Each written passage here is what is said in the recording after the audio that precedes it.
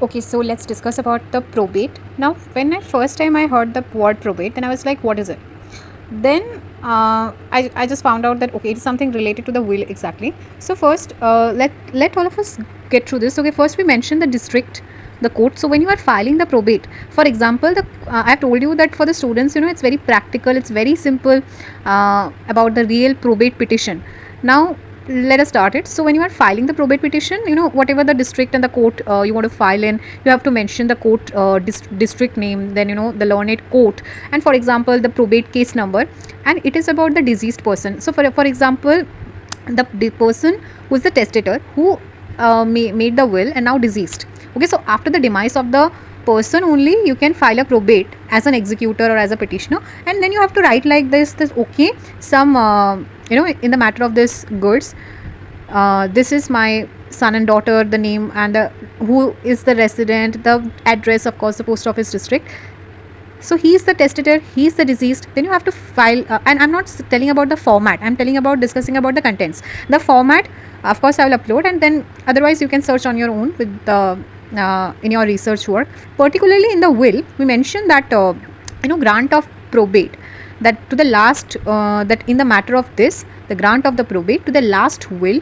Now when the will was executed, that date.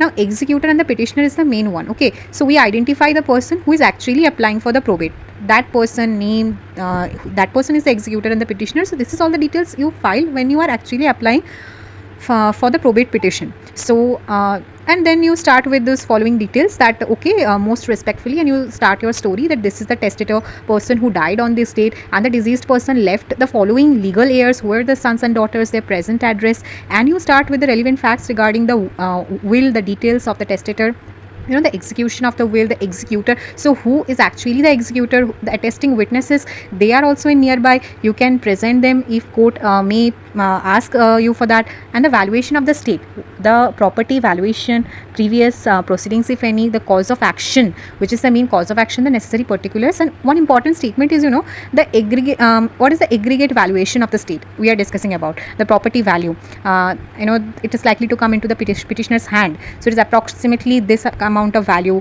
and that is totally mentioned in the schedule of the properties. Now in that schedule you mentioned okay, this much of land is how much katha, whatever the situated it is in the residential places, address, more details you write, and then you just close with that verification process, that okay, I am the one, I am the petitioner, and I'm verifying with all the details, and you finally close this. So this kind of probate is the thing that is very important when it is about will.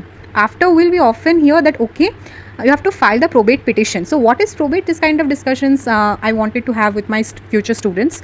So that's all, and let's meet on with some other informations in my next video.